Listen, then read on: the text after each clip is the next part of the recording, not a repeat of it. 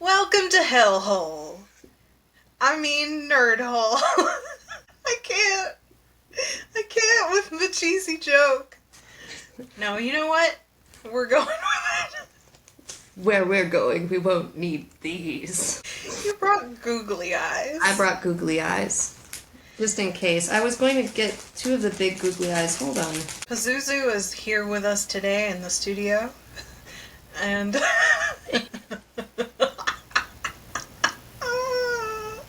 And we're going to hell with a bag of googly eyes. I just realized that I want Sam Neill to just show up in every horror movie for no real reason. Just slowly go insane in the background of every horror movie. Yes.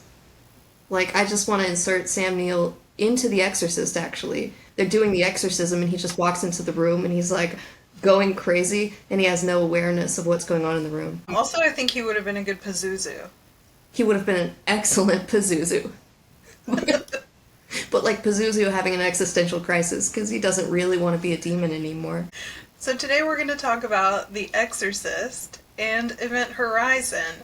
And you might think these movies have absolutely nothing in common other than hell, demons. But they do, and it's because these are the movies that scared our parents. These are the movies that traumatized our parents. And so we want to talk about that. We want to talk about what would make Laura's dad leave the theater and call her all upset. Wait, no. I have to correct this. Hold on. The Ring is what made him call me from the parking lot. Oh, okay. He just kept mumbling, her face, because he was talking about when they opened the closet door. Event Horizon. Event Horizon came out, I think, the same year as Titanic. Maybe? A lot of great movies. But he had gone to the theater alone, obviously, to see this thing. I think he thought it was a sci-fi movie. And he loved sci-fi, so, and he just had this weird look on his face one day, and I was like, what's up? And he was like, I can't talk about it. I can't talk about it. But I remember I heard the words Event Horizon, and I thought, I'm storing that in the back of my mind. But it was like he had, I don't know, just seen something horrific in real life. He was so traumatized by it. Anyway, but it was years later that I found the movie, and I said, that's the one my dad said. And I'll admit, the first time I saw it, it was very scary. And now it's kind of just a schlocky, funny popcorn movie to me. And I think it is to a lot of horror fans, actually. It's so much fun. She's rough around the edges, but we love her. Exactly. There's something I think specifically to like people our age, and I'll illustrate this with Daniel walked in on me watching Event Horizon in preparation for this episode, looked at the screen and goes, "Oh, Event Horizon! Hell yeah!" Yes. Yeah, I mean, that's the general millennial reaction to it. It was critically panned. It is so deeply flawed, and a lot of that is just like rushed editing, all of that. He had to cut so much of the movie and so quickly. It was just impossible to get it together. It's a hot mess, but we all somehow, it's just... We don't care. We don't care. It's one of those things. That's so funny that your dad had that reaction to it. And as we were talking about the different movies that our parents found traumatizing, I had a very similar experience with my mom and her story around The Exorcist. And then the first time I saw The Exorcist, I was like, what's the big deal? This didn't traumatize me. And of course I was very young and I completely failed to understand the cultural context or anything about just like the history of film up to the point. My dad was terrified by the creature from the Black Lagoon back in the day. Yeah. And I got to thinking about how Frankenstein, back in the 30s, people were as scared of Frankenstein as they were of The Exorcist, which is so bizarre. But yes. But The Exorcist, let me tell you. So I watched The Exorcist for the first time when I was about 12. I was her age. Oh no, that's too young. That's too young. But at the time, we'd seen so many parodies of it in popular culture. But I'll tell you, it's one of the rare movies that gets scarier and scarier with every year that I age. Now I cannot watch The Exorcist alone. It's too scary. And it's because I'm seeing it from the mother's perspective as I've matured. And that's what gets me. It's a perfect movie. Let's face it. It really is. We're dealing with a perfect movie and a very flawed but lovable movie. Lovable. My 16-year-old mom went to the movies. My 16-year-old mom who went to like Catholic school, and yeah. Of course, at that point, the movie had this crazy audience reaction, right? Where people were just like throwing up and running out of the theaters and stuff. So of course they were restricting really heavily who would go in, and people were trying to sneak in that were not old enough. And she was, I think, just old enough. And the guy that was going around just looking at the audience to make sure that everybody there was of age and was supposed to be in the theater happened to, on purpose, wait until a really tense moment in the movie so that he could come up behind her and put his arm on her shoulder and ask to see her ticket. And it is so mean. That is so mean. Of course, when she told me that, at first I was like, that's really funny. You know? And now, watching this movie and realizing the reactions that people were having to it, it's so cruel. It is. It's so absolutely cruel. Of course it would traumatize you. Yes. Do you remember when The Ring came out? It was kind of a custom of our generation to call each other and just say 7 days over the phone and hang up. Yeah. Yes. That was mean. Well, we'll talk about this, but to me, like, I don't believe in demons, so we can say Pazuzu Pazuzu. If you actually do believe in demons, then it's much, much scarier. Do I believe in demons? This is a good question. I think Blatty said that Friedkin kind of made up the Exorcist curse. Like, oh, it's just coincidence. You're filming for a year. Things are going to happen. People are going to die and get injured. And, you know, sets catch fire all the time.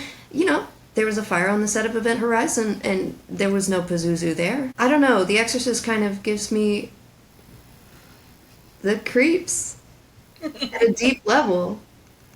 Really. I believe demonic possession has always been a metaphorical, symbolic language for things that were not understood. So the first demonic possession was typically epilepsy.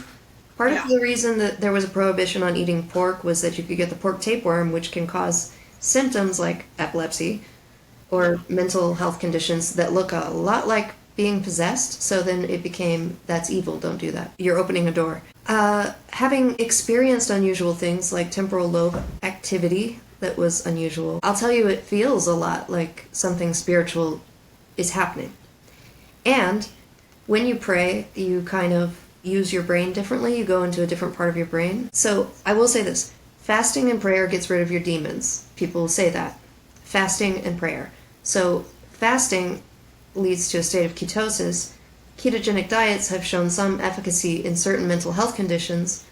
So if you are fasting, you're switching your body into burning ketones, which could theoretically reduce symptoms of psychiatric conditions like hallucinations, delusions, whatever. Okay, or seizures, obviously. Ketogenic diets are used for epilepsy. So if you have temporal lobe seizures that cause weird sensations that feel like spiritual sensations, then you go into ketosis, they go away. Wow, fasting got rid of your demons. Prayer, similarly, you get into a different part of your brain, and maybe it helps with things that appear to be demonic possession. Mm-hmm.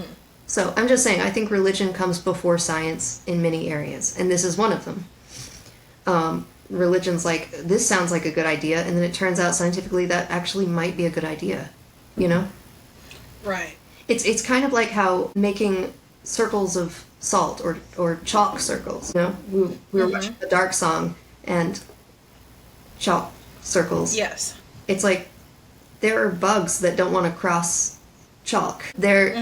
Salt is purifying. Obviously, I believe the same thing, that there are actual scientific reasons for something that looks like possession. Yes. But at the end of the day, I ultimately don't believe in demons. So to me, it's like demons are an explanation, a primitive explanation for something that can be scientifically explained. And I think what you're saying is that they don't have to be one or the other, that it could very well be both, that what we call demons, whether they exist in the ways that we perceive them or not, you know, do have also a scientific explanation. And it's kind of the way I feel about ghosts, too.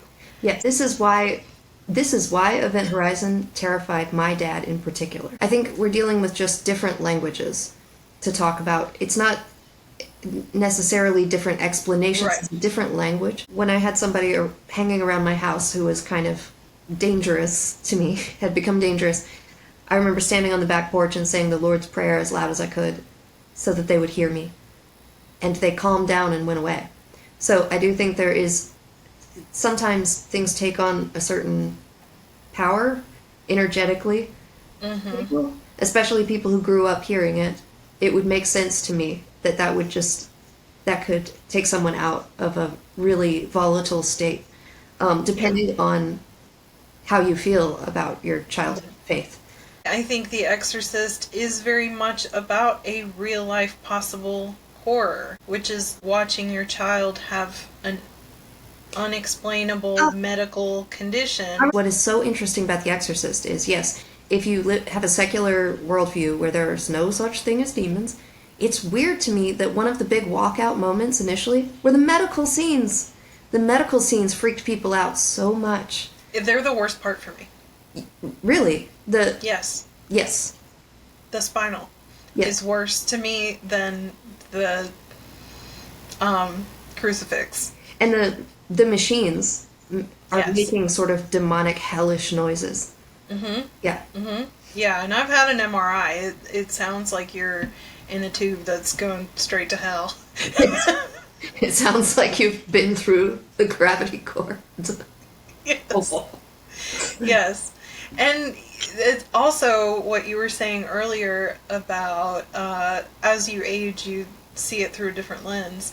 That obviously happened to me now. I have an 11-year-old, and thinking not only about watching your child go through something, but of turning to all these institutions that are supposed to help, that are supposed to have all the answers. And even getting to the point where psychiatrists are like, you might consider an exorcism. That's terrifying. Even though, if you think about it, what they're saying makes absolute sense, which is if there are psychiatric reasons that would present as demonic possession, and then people themselves believe that they are possessed by a demon, then the way that you could treat that would be by doing something like an exorcism that would at least work like a placebo. So, for one, it's not very surprising, but Blatty actually considered becoming a Jesuit priest himself. I think it comes across really well, and obviously he had a disagreement with Friedkin about being more explicit, about adding scenes that would kind of shove the message in your face, which I'm very glad that Friedkin was like, no. Friedkin wanted for people to take out of it what they put into it. And if you come into it with this nihilistic worldview where evil wins, then that's what you're going to get out of it. And there's not going to be a spoon-fed moment where you're told, no, see, really good wins. I really prefer the ambiguity because I think in the end, personally, I do take away the message that good triumphs, but that it takes a great sacrifice, that it takes a tragic sacrifice. Blatty definitely wanted to make it seem like Father Karras lives on in the end, and I think that ruins the whole movie. Friedkin made a movie in 2006 that was ignored or panned, or people said, what was that? I hated it. Worst movie I've ever seen. And it was because the marketing was all wrong, but it was Bug. So it is based on a play, basically two-person play. I think there's a couple of characters who show up in certain scenes, but it's brilliant. It's a brilliant play about delusional parasitosis and transferring one's delusions to someone else. It's so good, and the film is really good, but people didn't know what they were getting into, and so they were, this is horrible. Anyway, I saw it and I immediately loved it. If you like Friedkin, just go see Bug with no expectations. This is really personal about my mom, But I'm just realizing this. Her brother, her younger brother, my uncle, had epilepsy. And she watched him frequently have grand mal seizures. One of my mom's great traumas in life was having to go through that. And I witnessed a seizure when I was really young, and I didn't know that he was epileptic and that that was a possibility. And it is... Mm-hmm. It's really, really terrifying. And I'm just now realizing that about my mom and how that makes absolutely so much sense. How many times do we say Pazuzu before Pazuzu shows up? We seem to be summoning Pazuzu. I mean, come at me, bro. Stop saying that. I'm trying to bring him over here so you don't worry that he'll come over there into you. Okay.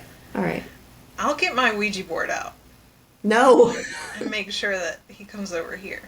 See, and for someone who does not believe in demons, I will not play with a Ouija board. I won't do it. Because why risk it? That's me in a nutshell. It's just like, why risk it? So let's just leave it alone. We're both very risk-averse people. Very much so. Why chance it?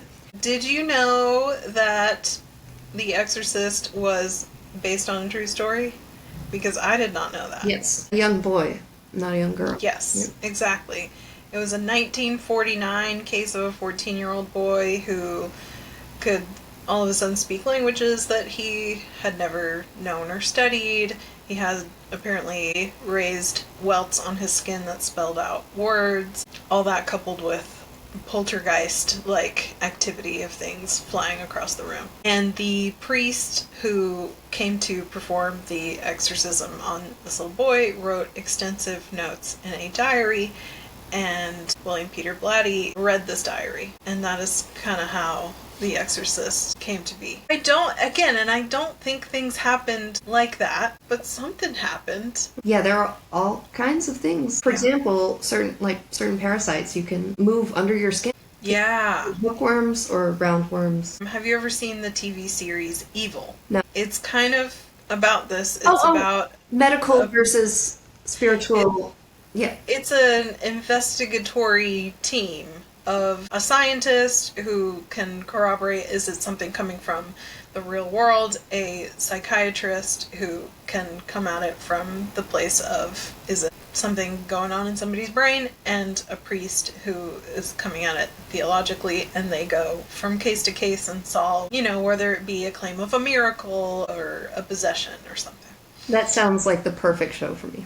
That's right up my alley. It's wonderful. And one of the freakiest episodes, they go into a monastery, and it's a silent episode, like Hush. They go into a monastery where they have a vow of silence. There's a demon locked in a cabinet, is presumably the thing that is going on that they're investigating. But there's a super freaky scene of these areas on a nun's skin, and eventually flies start coming out of it. And I realized that was a real thing, and it was scarier than any demon could ever be. Mm-hmm. When I was a little kid, botflies were one of my worst fears. Botflies. Botflies. Yes. Should we leave in a commercial for botflies? Don't get botflies, people. Don't get botflies. Anyway, the thing with the botflies being things that are actually occurring scientifically in a documented way here on planet Earth are much more terrifying than anything we are inventing. I think the benefit to me when sometimes I use the word demons to talk about like my demons or other people's demons, because it automatically creates a separation between the person and the entity that's causing the behavior, so that it's not a blaming thing. It's like, no, you're fine. You're a good person. You just have the demon of depression or alcoholism, or you're actually sick somehow. And so it's a way for me to separate out, because the idea that the demon, the thought process or the behavior or the destructive thing in you is separate from you, so that there's no condemnation of you as a person. Yeah. You're being oppressed or possessed by this thing that isn't you, which is helpful to me. If you've been close to somebody with like a substance abuse problem, it's useful. Which we both have. Yes. It's useful to be able to say, that's not you speaking when they're under the influence. That's not you. And it's hard to argue with the results of seeing someone who was once in the throes of addiction now living a sober life, and they are a completely different person. It is like they've been through an exorcism. Yeah. They're no longer It possessed. absolutely is. Yes. Yeah, there's definitely something to that. And I think it can also be really personally handy in not wanting to take accountability for your actions.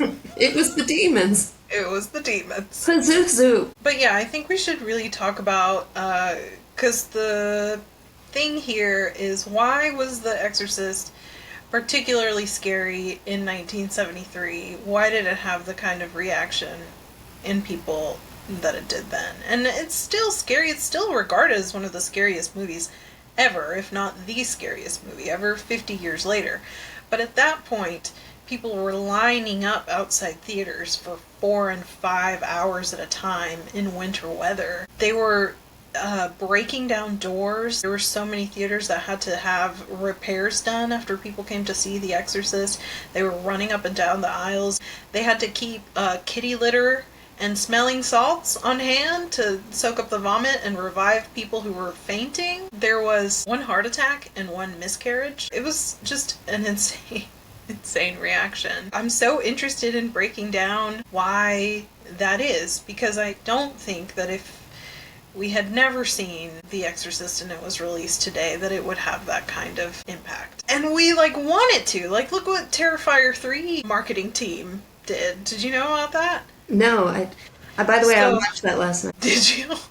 After You told me to.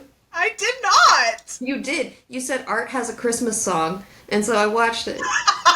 I told you not to watch it. I spoiled it so that you wouldn't have to. When it comes to the really gross horror movies, saying don't watch this is basically saying watch this. Well, that's one of the reasons why I think there were lines out the door for The Exorcist, is because if people were really, really curious. But going back to Terrifier 3, they tried to create this sense of hysteria in the theater and have a viral moment. They had a screening. They just had regular old folks who were not horror fans.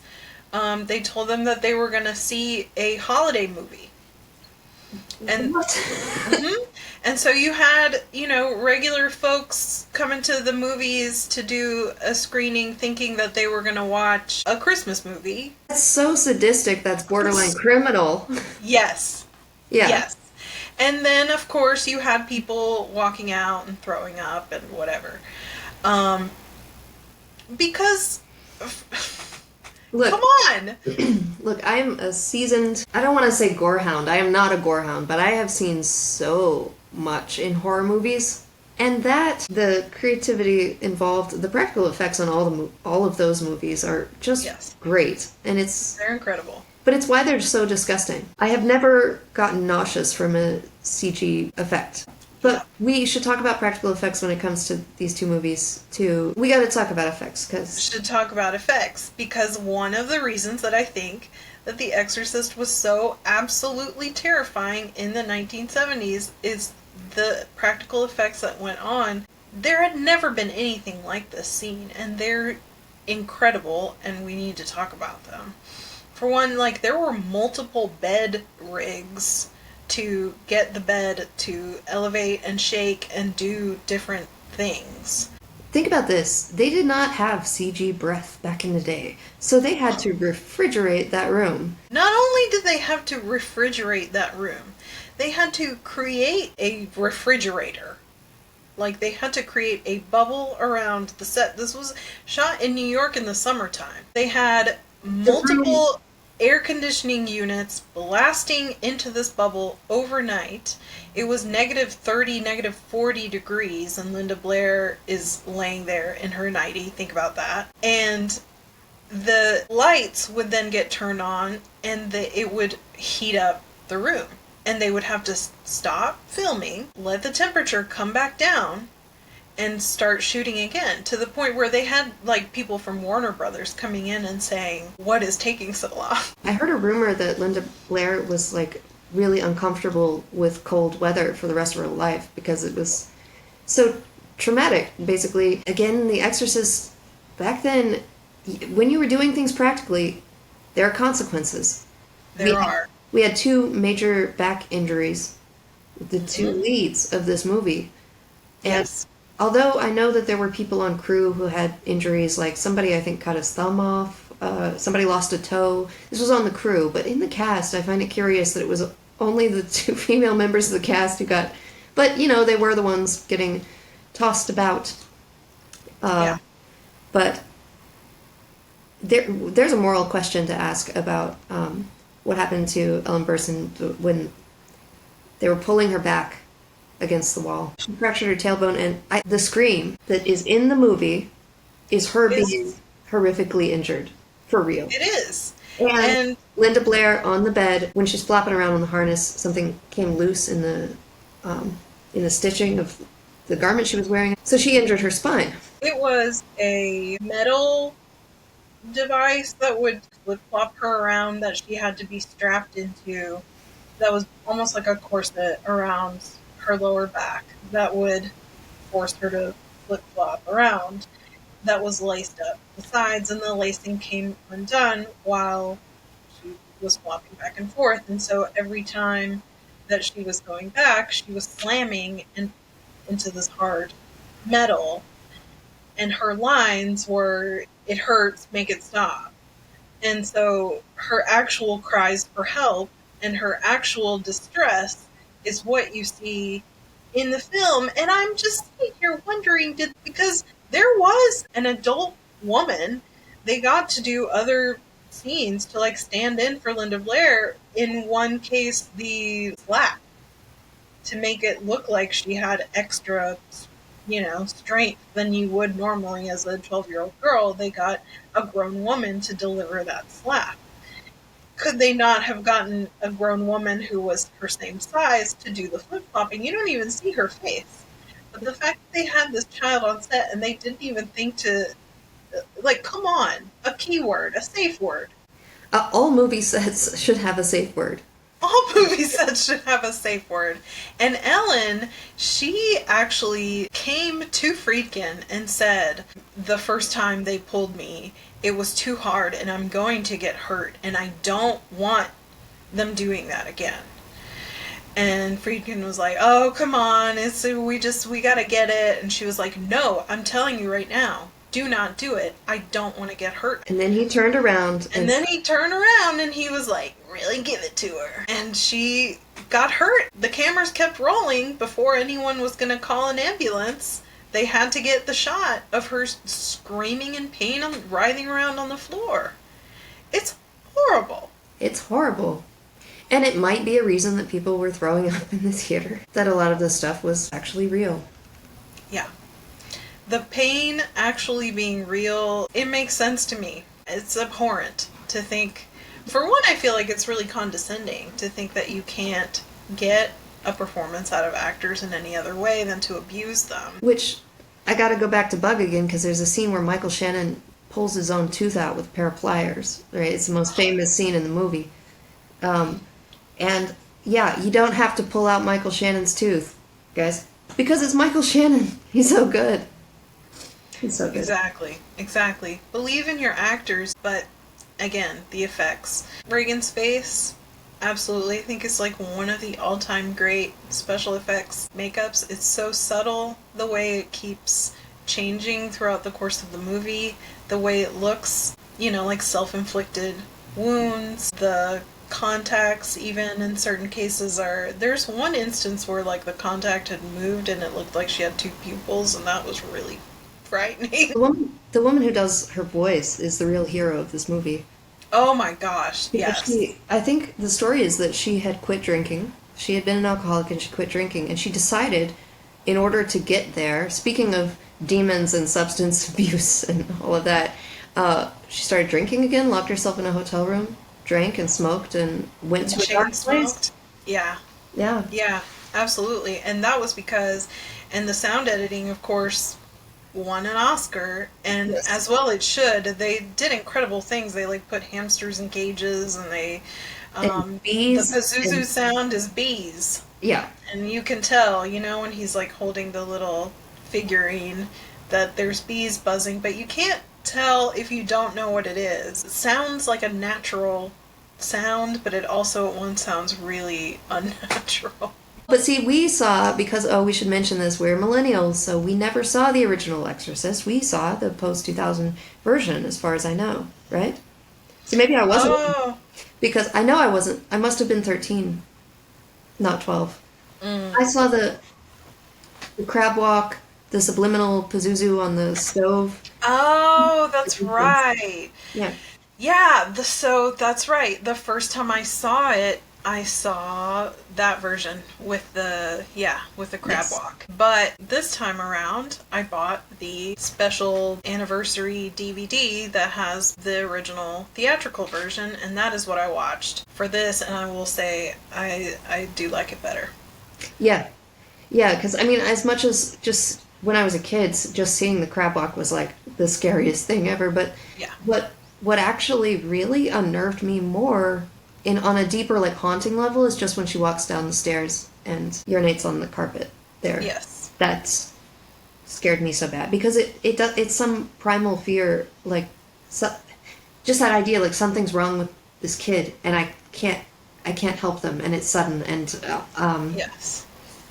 yeah. Before I saw The Exorcist, I saw the Scary Movie 2 parody of Natasha Lyonne coming down and just peeing for a straight like 30 seconds and splashing her feet in the pee-pee puddle. And there's a million parodies of The Exorcist that have just permeated all kinds of pop culture. I grew up watching The Simpsons, I grew up like all of that. And so I had seen all of these things and I expected a lot of the things that happened. Tell you something very important. Yeah.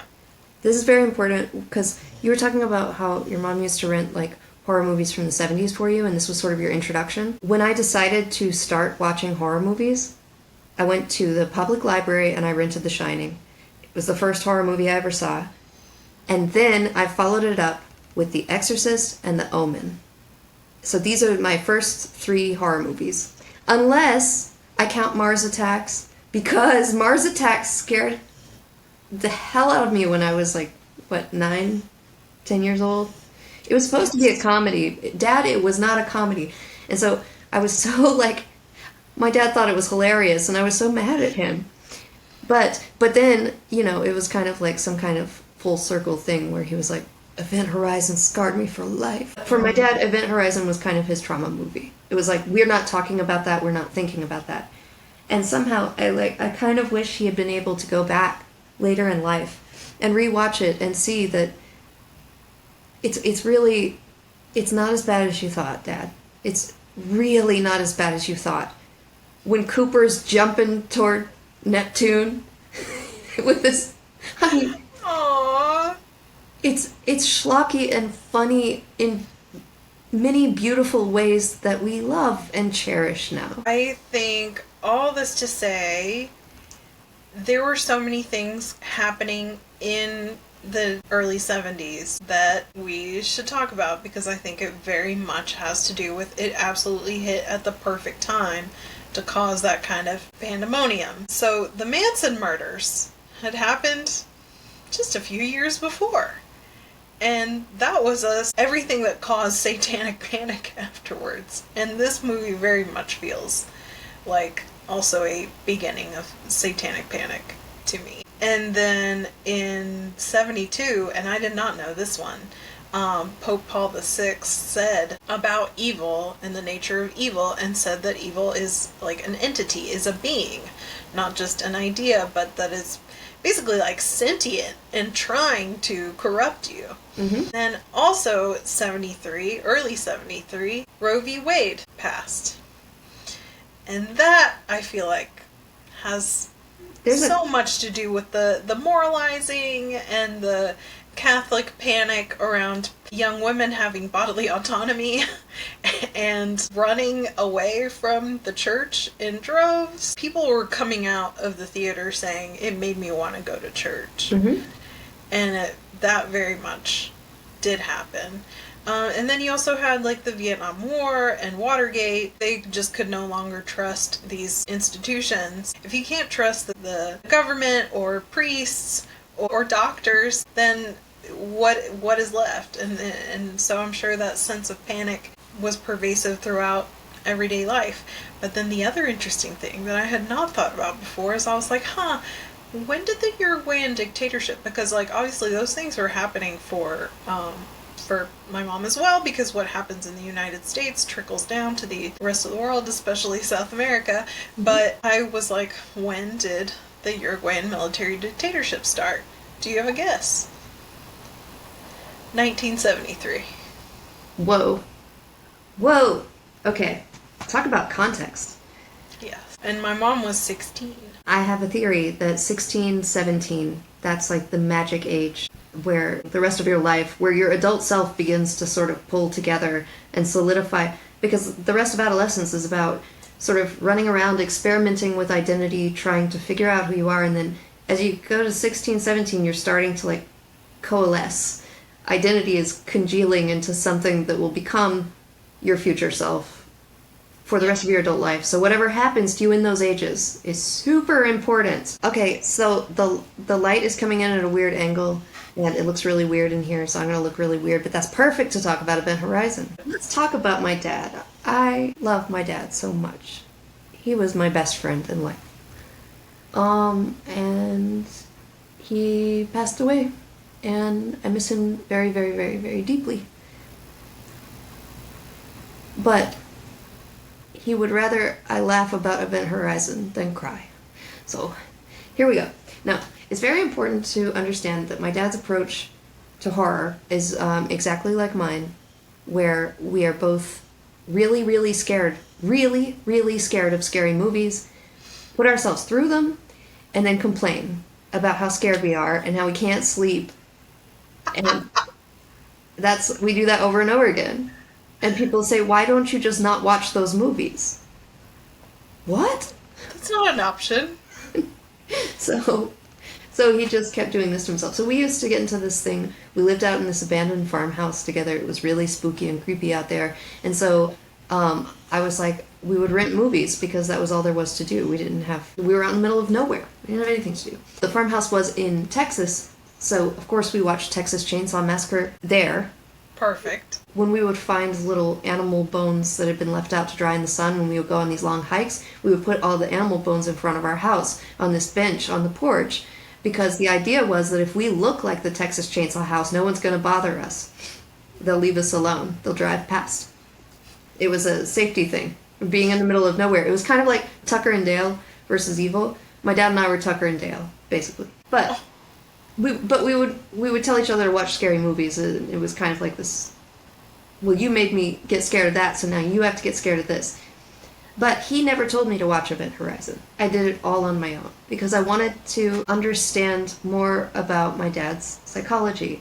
I knew the things we had in common. We had so many similar nope moments when it came to movies that I was like, what is this Event Horizon thing? Because it was such a box office failure that people just didn't talk about it for years. And the cult following came from when it hit video stores, and people said, what is this? And they would randomly rent it, knowing nothing, and get really scared, and then word of mouth, it had a life of its own. And you know what's interesting is that the director was pretty bummed about the failure of Event Horizon. And so he was talking to Kurt Russell.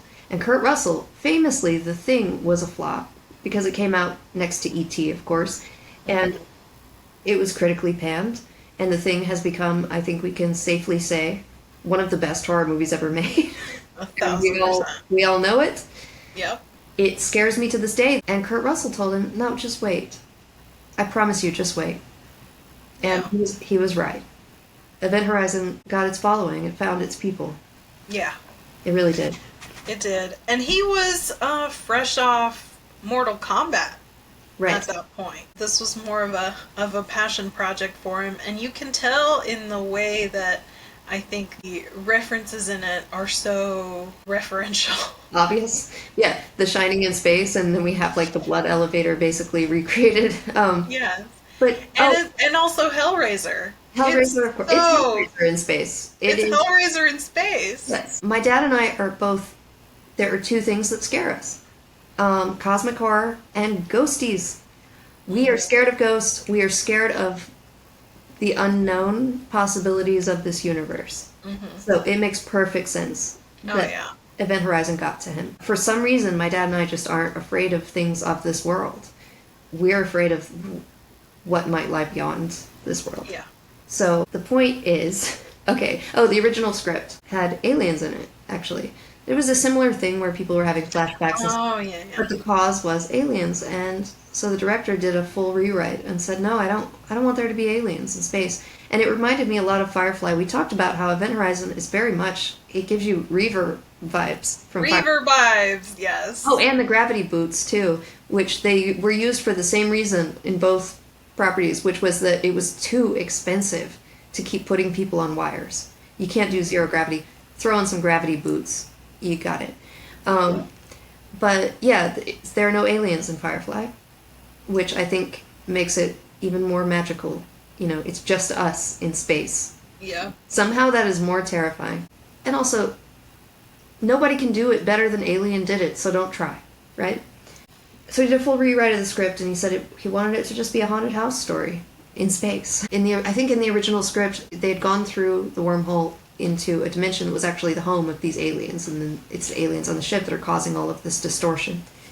And he said, no, what if it's just the ship itself? That the ship itself has been possessed and given life through this dimension that it went into. And I love that idea. The hell sequences that we see very briefly flash on the captain's log, that was actually much, much longer. And so that became kind of legend. Like, who has the tapes? Where are they? Oh, yeah. Because I did see that, I guess they did early screenings with those scenes left in, and they felt like it was just too much, and people were not even connecting with the drama of the story because the goriness was just too much. Yeah. And I actually really appreciate how restrained it is, because I'm someone who is much more scared by what you don't see than what you do. The atmosphere in the first half of it is so scary. It is. I'm sorry, but Sam Neill just, reading poetry would scare me. Sam Neill scares me.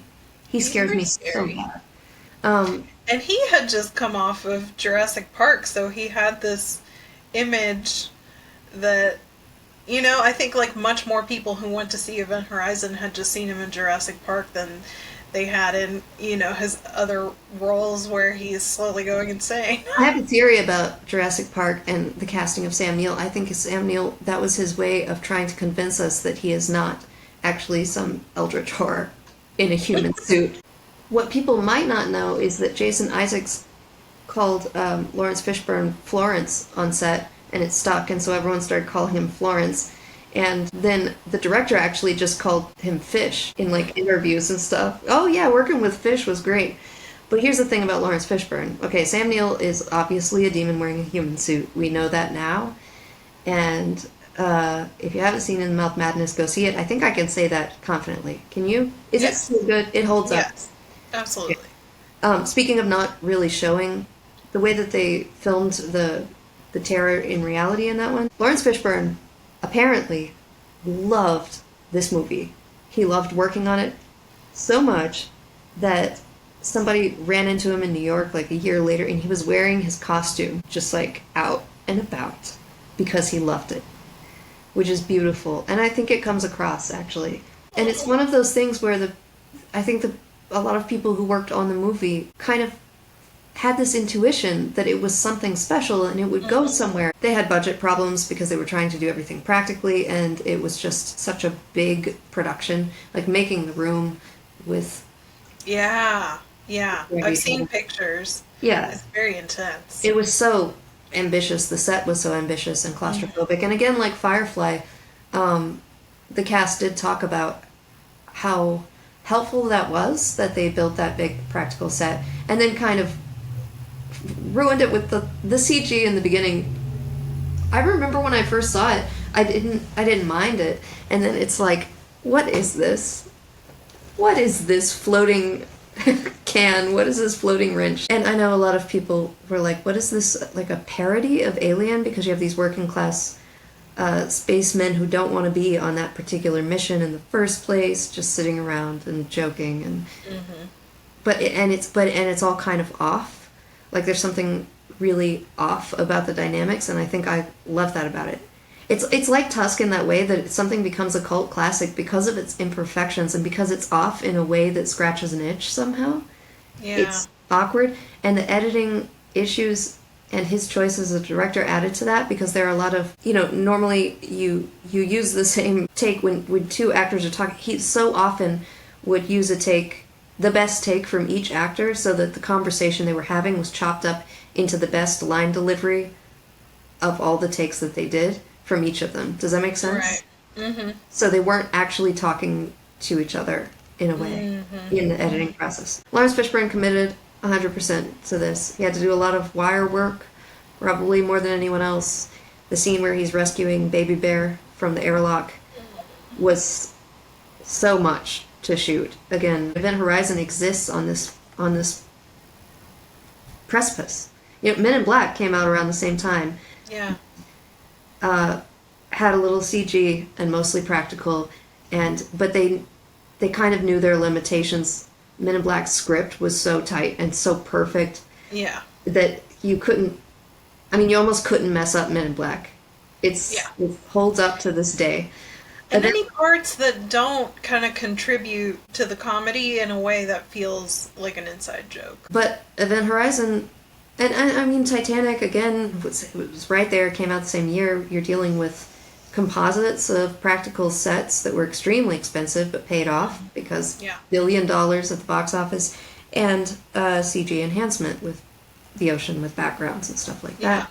But there was a lot in the late 90s of combinations of practical and CG, and some of them worked and some of them didn't. And the question of whether Event Horizon still works, I don't know. You would have to ask people younger than us. Because my journey with it was that it was my comfort movie for years, because it was a horror movie that, after the first viewing, did not scare me. But there was something about it that I just kind of wanted to watch it a lot. Yeah, your dad was one of my favorite people of all time. Thinking about what scared him is very endearing in a way, because he had a kind of masculinity that is something that men should aspire to. Like, he was so comfortable with emotion, with vulnerability. He wrote a book from the point of view of a teenage girl, and I read it as a teenage girl, and I could not believe that it had been written by a man.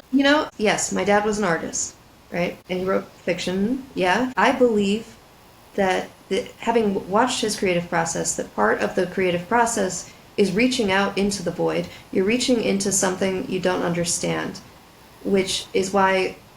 So I think when people write science fiction that predicts the future, there's a reason for that. And of course there have always been sort of mythologies among creative people of, like, when they're working on a certain project and they feel that they're possessed, either by an angel or a demon.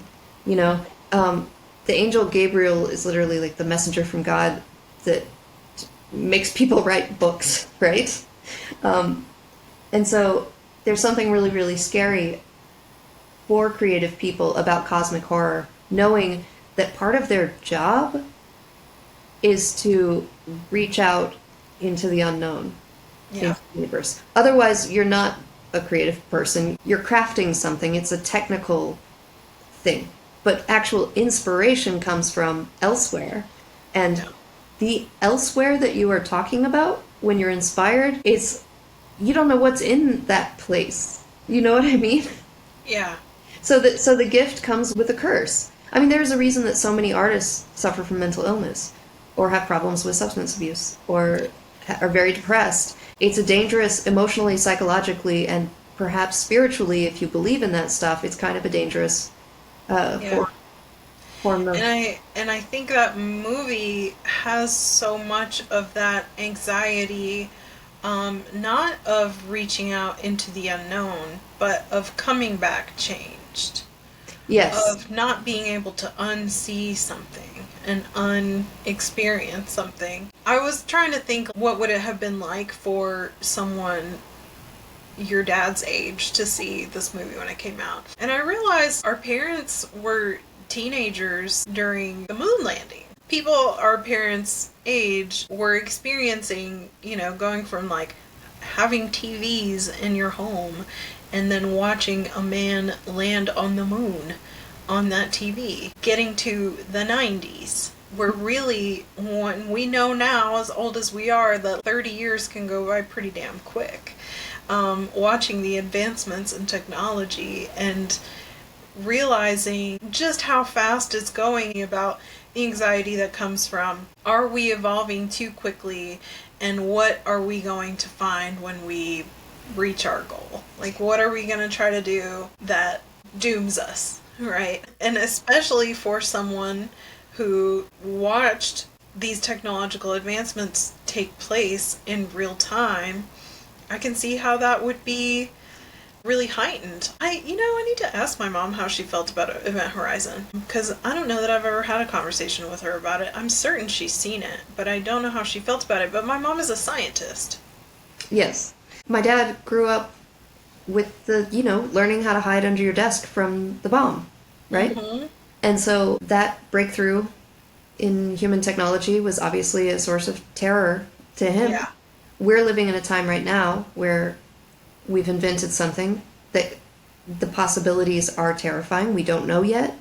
And we're kind of we're all right now. We don't know. It could be to help humanity or destroy humanity, which is how every major breakthrough goes. You're in that waiting phase, depending on how it is used.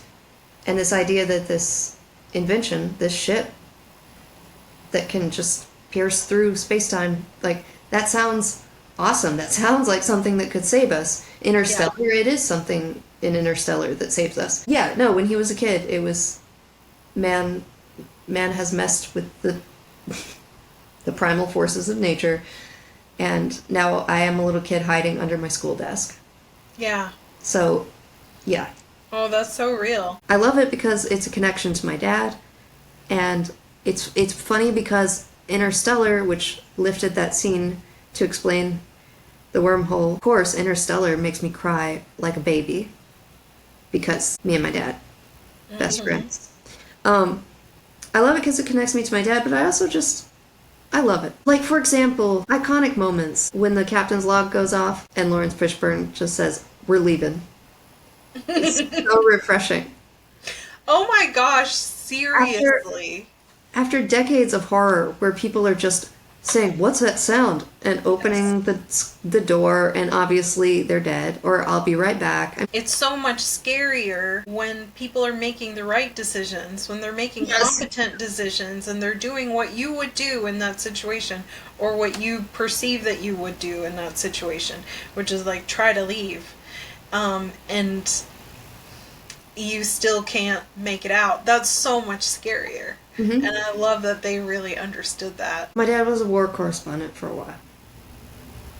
I saw a lot of things and had a kind of near-death experience situation. And he saw kind of heaven and hell as two slides that were superimposed on each other. And depending on how you looked at it, one would come forward or fall back. And they both existed simultaneously. And that this is life on Earth. That they do exist, almost as though they are two dimensions that you can slide into. So people who think that, we're always just traveling the multiverse, and every minor decision that we make, that was kind of the experience he had in the war.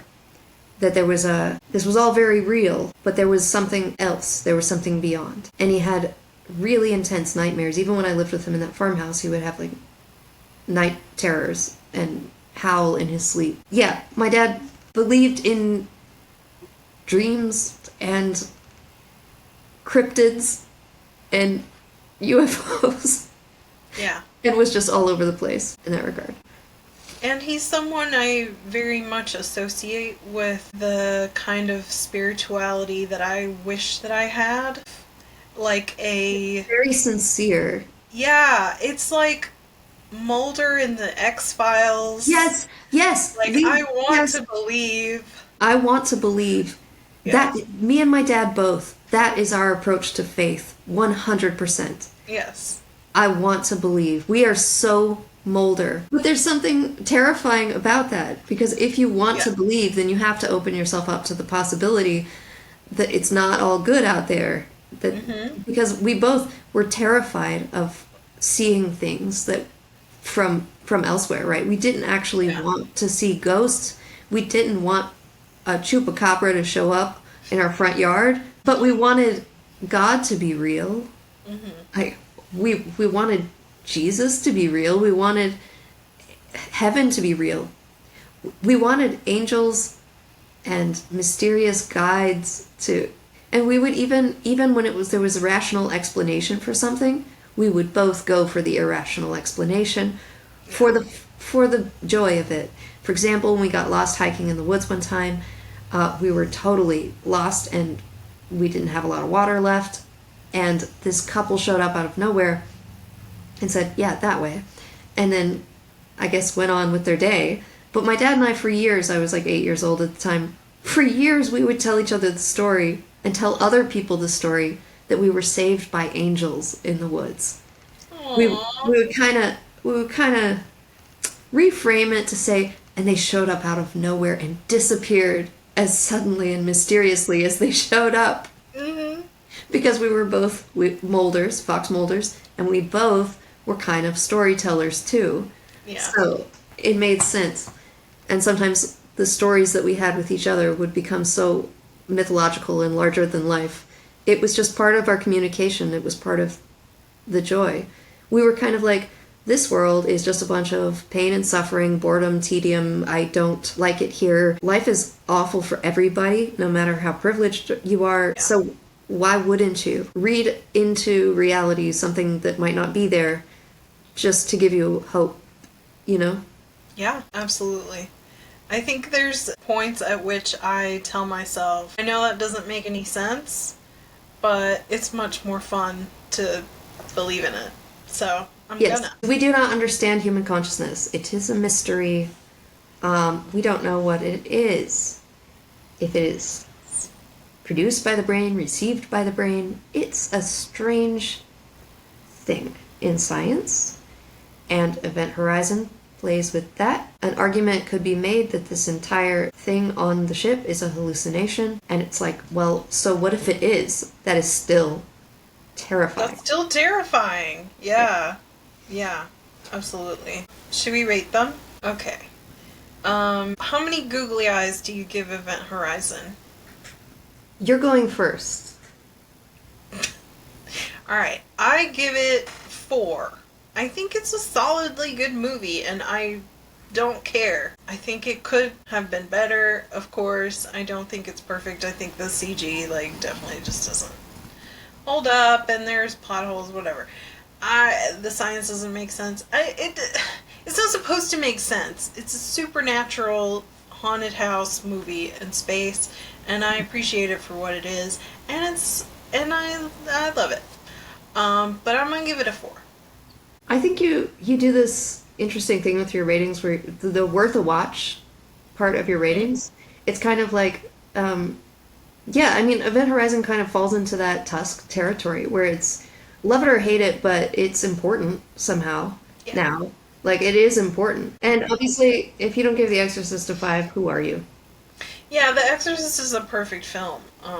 And if you don't think so, The Exorcist is like the Beatles. If you don't like it, you're just wrong. And I did say that for my mom, because she has a John Lennon tattoo. What do you rate the... Oh, did you already rate... Oh, Event Horizon? Yeah. Nostalgia. Nostalgia. That's true. That's what I'm it. going to rate it. Rate it nostalgia. Mm-hmm. I lit a candle. Oh no, Pazuzu's coming. No, it's not for Pazuzu. It's for your dad. Thank you. We love you, Laura's dad. thank you for being here with us. Thank you. Yeah, nostalgia. Holidays coming up here. To anybody who is grieving family around this time, we send you a big nerdy hug. Okay? Okay. Yeah, we do. Hey, don't play with Ouija boards and don't go to outer space, guys. You're gonna die up there. Way to stick the landing.